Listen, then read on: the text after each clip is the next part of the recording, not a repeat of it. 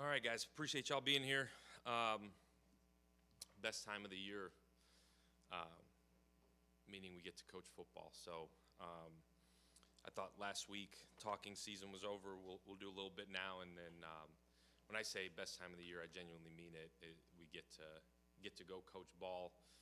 Nothing else really going on other than us, the team, and our staff. So we are gonna move in this afternoon to the Marriott out at the golf course.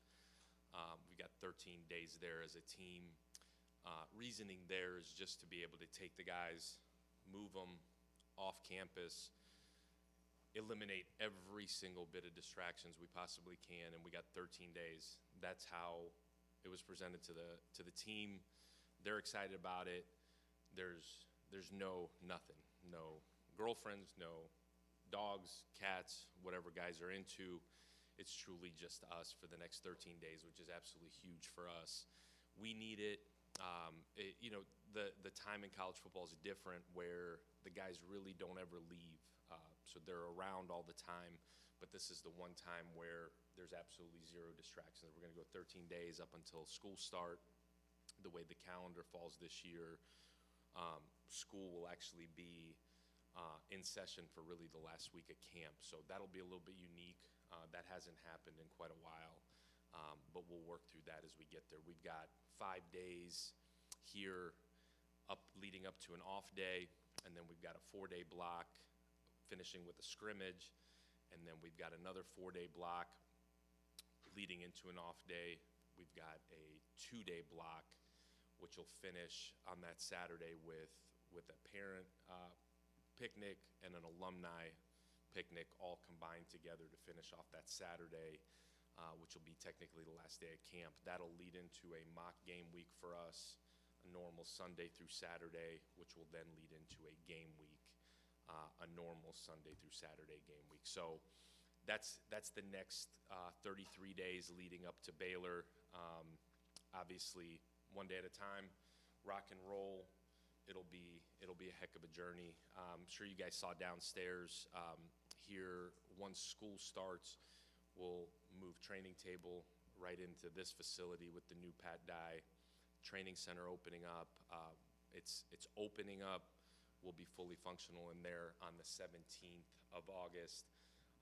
And a huge thank you to Jimmy Rain and his family in honoring Pat Dye by naming that training table after him. That'll be neat for our kids to be able to eat every meal here. It'll be absolutely huge. And again, grateful to Jimmy and his family for making that happen. That was a big project when we first got here that we felt like we needed. And him honoring his parents, Tony and Libba Rain, in that facility, the actual kitchen there in the back. Again, just thankful to him and really so many people that were able to help to get that done in such a quick turnaround. So with all that being said, to tell you I'm excited would be an understatement.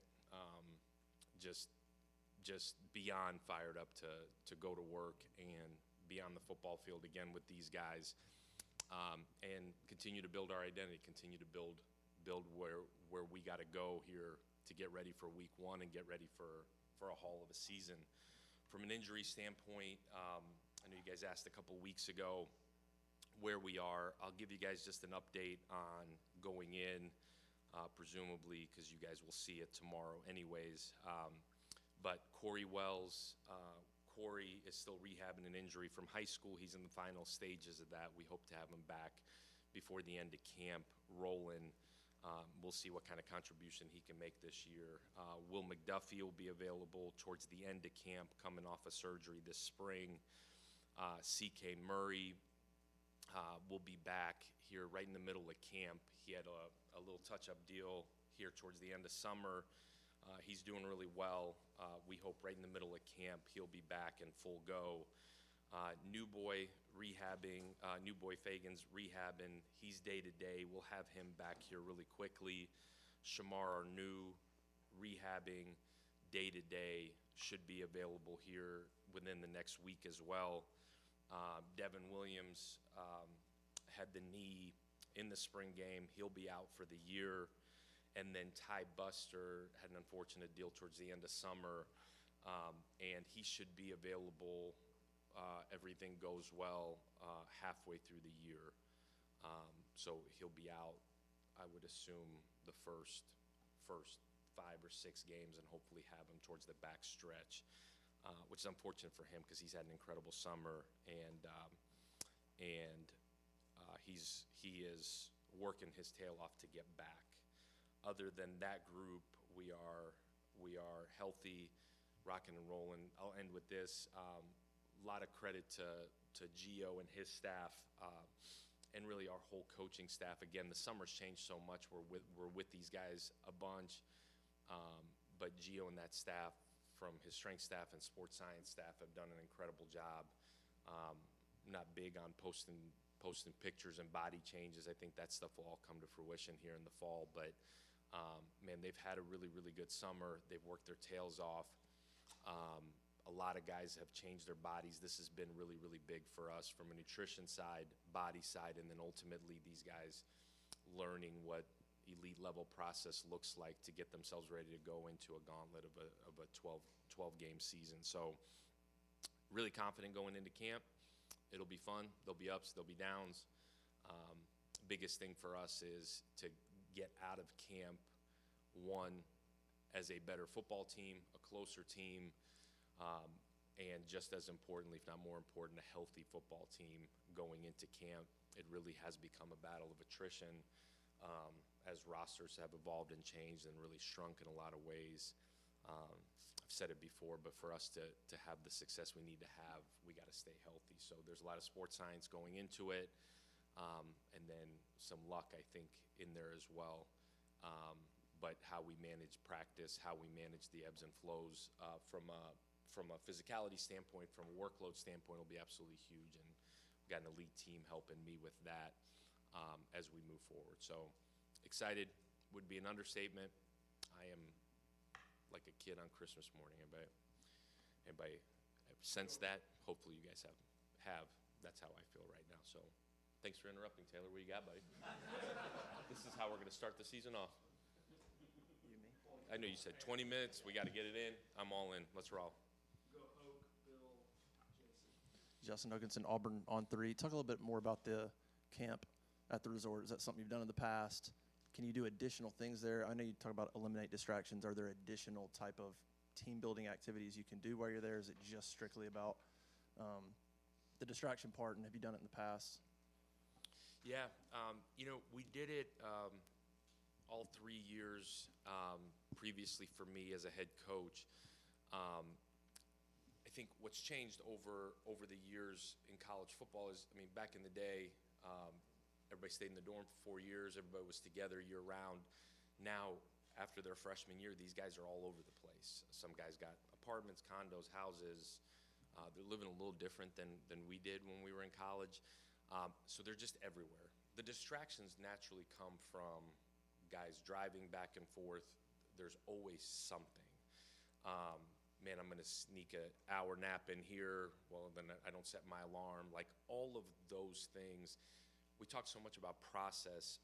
We're trying to build it for them to where you wake up, get on a bus, and then you'll get back later on that in the evening. Like, there is no distraction. Like, once you get here, we have the luxury of having the huddle lounge down there where it's set up to where guys can nap all day. There's a recovery element in there. So there's no need to go back and forth. We'll take their car keys tonight, and they won't have them. So they would have to get really, really creative. It's totally an eliminating distraction. One, teaching what waking up and what a day and a structure should look like for an elite high-level athlete would be the second component of it. In terms of anything from a team-building standpoint, we were strategic in the roommates. For the most part, it's an older guy that's played, that's done it, that's been there, has got a young guy with him so he can teach him. The other component of it is that there's 3 built-in off days in there, mandated that way, but we'll take them to Heyday one day, grab lunch together, then go to the movies. We've got some team dinners over there, but for the most part, outside of those 3 off days, they wake up, they get on the bus, they're here. they, at the end of the day, get on the bus, go back. So it's the team building, I think, happens in the fact that they're all together the entire time with absolutely nothing else pulling them from it. Bill Cameron with the Drive on ESPN 106.7. I know you'd mentioned that Stanton is healthy, good to go. Just talk about the importance of him being able to show what he can as you try to put together. I know you need more than 5, but your starting group and guys you can count on there on the O-line. Yeah, Stanton getting healthy, coming off of an off-season surgery and then fighting like crazy to be available in the spring. He's been really, really solid this summer. What's been cool about Stanton, you've seen as he's become more confident and ingrained into that room, you've started to see some leadership ability. You could see why he was a captain as a sophomore at the previous place. We need that in that room. We need a sense of veteranness. We need leadership, and he's done a really, really good job with that. His flexibility at tackle will be huge. Us managing him the right way will be huge. When you don't go through spring, that workload piece is different. Even though they're here all summer, it's just integrating him back into a workload. So we've got to be really smart here, especially early in camp as he factors in. But it really, really big for him, Joe on the other side, as those young tackles who we're really excited about kind of come here this camp, which as we progress him back in, we've got to get the 3 and the 4 ready too, and that's where there's going to be some moving parts. We feel really good with Wilson as a young guy that he's going to compete like crazy in there. Pritchett's competing like crazy. TJ Hedrick has some position flexibility in there to be able to help us at tackle. But a healthy Stanton would go a long way for us, and right now he feels awesome. Again, it's on us, it's on Hoodie, it's on our sports science and sports med staff to manage. We've got an elite plan. You've done this for a while too. Elite plans executed poorly or bad plans, so we've got to execute it at a high clip. But he's worked incredibly hard to get to this point where like he feels healthy, feels strong, feels really good. And knock on wood, he stays that way through the season. Jason Caldwell, Auburn 247. Alex, you talked about leadership, and you mentioned there, Stanton. But how important is that in camp? Because you said, look, it has to be a player-led group. How much of that develops in a preseason camp, especially from a camp atmosphere like you're trying to establish? But how important is that for these next 2 weeks to find those guys that take that ownership of a team? Yeah, Jason, huge. That would be the piece in year one that we've tried to accelerate like crazy. Our creative team's done a good job of putting out there like we are pushing like crazy to do a bunch of different things to let these guys, one, come together, but two, accelerate leadership. That's the piece that I think we're going to find out here in the next couple weeks, because in some ways we're still a young football team. And when I say young, age-wise, at times more so young in the sense of they're still trying to figure out, like, can I speak up? Man, can I go outside the box? We've spent so much time this spring, this summer of teaching what that looks like. But leadership is hard. Like leadership in every imaginable way is hard. It's a lonely place. You got to put yourself out there. And when you're 18 to 22 to 23 and you're still trying to figure out where you fit in the team, I think as roles get truly defined, that'll help some guys, because there's a bunch of guys we're counting on to play that hadn't played a ton, that don't super feel comfortable putting themselves out there. So there's a lot of guys leading by example right now, and as I've told these guys 100 times, like, leading by example is not leadership. That's just doing what you're supposed to do. And so there's a handful of guys that are confident in their ability to lead. We need more. And the hope is, as roles get defined, that guys feel more and more comfortable. I'm going to continue to empower them. Part of staying all together and being around each other all day, that'll help define it. And honestly, as we've talked about, Jason, in the past, is like hard things make people either rise to the occasion or they make people crumble. And so we still need hard, like really hard. And we're going to create tough situations. Our players need it. our coaches need it too. Now we're at a point at this point now is like, man, you got to react. You got to be able to adjust to situations.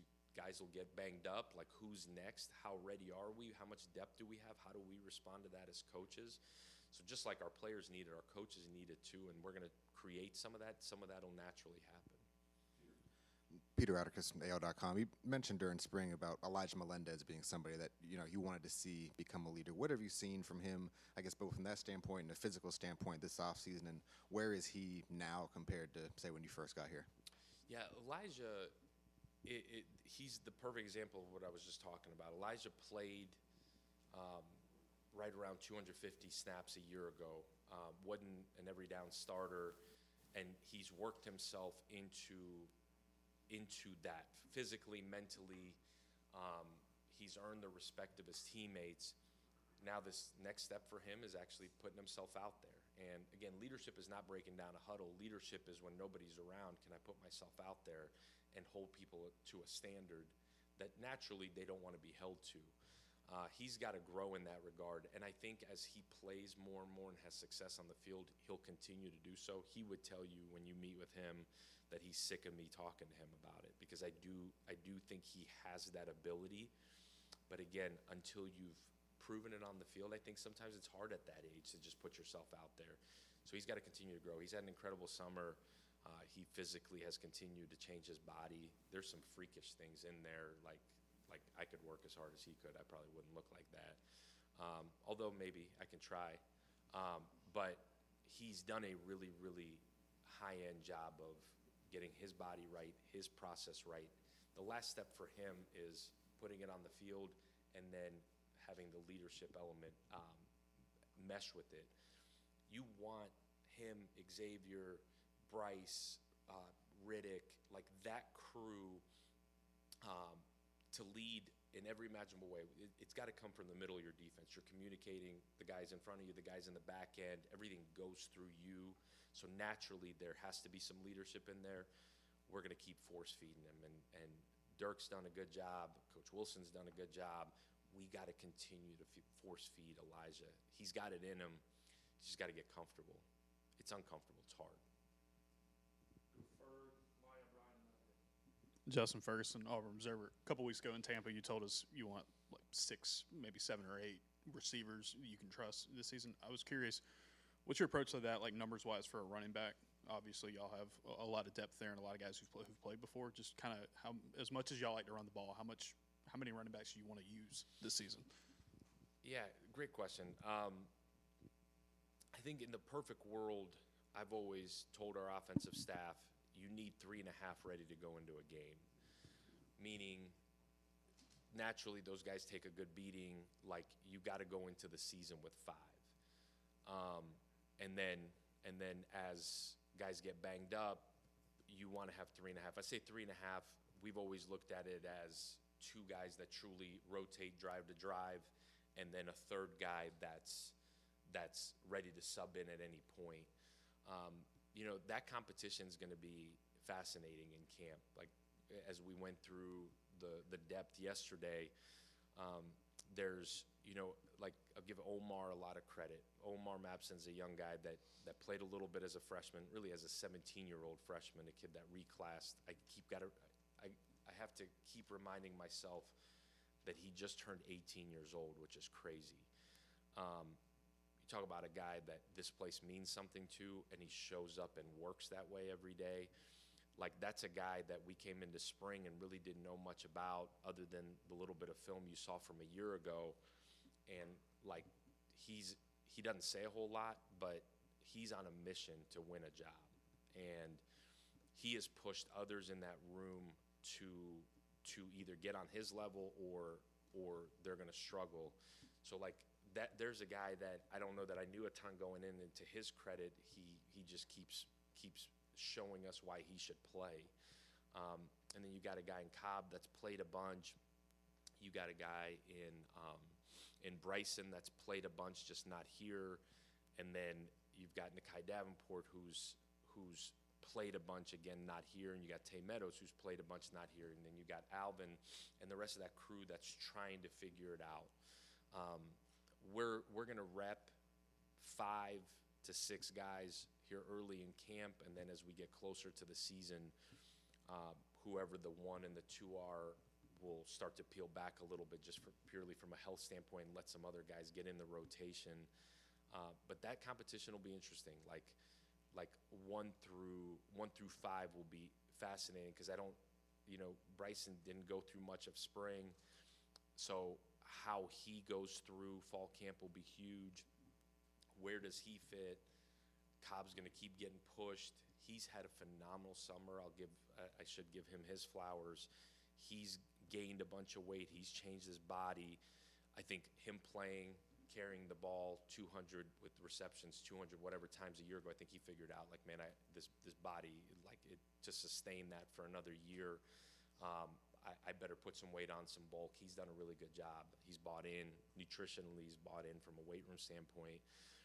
So that I'm kind of all over the place because in my mind I'm a little bit all over the place on that room because as much as there's depth, that position gets beat up so quickly, you need all of it, and that's why I say if you can have 3.5 going into a game, you'd feel really good. How they sort themselves out will be really interesting, and it's not just running the ball. We've asked those guys to catch the ball, not just out of the backfield, but in space. They're so involved in the screen game. And then the protection part. Anybody that's been around Larry Porter, like, if the protection piece ain't 100% right, there's hats flying, there's billboards or clipboards flying. Like, the protection side is critical as well. So you need 3.5, 4 guys that are complete backs, ready to roll. And I do think there's enough depth in there for us to have an elite run game behind those guys. The quarterback's a good ball carrier too, so it should add up. Hey, Coach, Maya Kitchens with WSFA. Just wanted to ask you, what are those biggest points you guys are tackling heading into fall camp? Yeah, Maya, I think we kind of hit on it. The coming together of this team from a big picture standpoint, again, how the summer has changed, the scheme part, for the most part, is in. So in terms of plays in, formations in, both sides of the ball in. Huge on the special team side of ironing that out in the sense of creating true depth charts. And then more than anything else now, situational football. We're going to get into situational football the second we put shoulder pads on and we can actually hit a little bit. But truly from a coaching standpoint and a player standpoint is how do we control, we talk about winning in the margins, like the situational football piece. You're so much further ahead from just a schematic standpoint than you used to be, but the handling of the situational football will be absolutely huge for us. So coming together, situational football, and then I know I've said it to nauseum at this point, but continuing to build this identity and holding this program to a standard of what real identity looks like, and then continuously pointing to that ain't the way it is, and demanding that it is, or when it is, reaffirming that, hey, man, this is the standard. This is what we should look like here at Auburn. It's this constant ebbs and flows that go through fall camp, but all of it coming together will determine the outcome of the season. So say a lot of different things coming together. Ultimately, if we're a connected football team that has an identity, we'll be in a good spot. Coach, I know the NCAA has appealed this, but there has been a ruling that's freed up 2022 graduates to possibly join teams, get an extra year of eligibility. Is that anything your staff is exploring as far as adding a player to your roster? Yeah, we've got a little bit of room. It's been such a funky deal that came out Friday night. Like, we're all starting to get used to just court rulings dropping on Friday nights. And so then our whole recruiting staff is calling, and then there's clarity on it on Sunday. And so there's still a bunch of clarity that's got to come of that. Ultimately, we've got a little bit of room. We're open and kind of working through it. This is kind of a crazy time to just add somebody. But if it's somebody, especially at a position of need, that can help, it's a really limited number. And how they've clarified it as of yesterday, it's a really limited number of guys. So potentially, I'm leaving the door open. We're working through a little bit of it.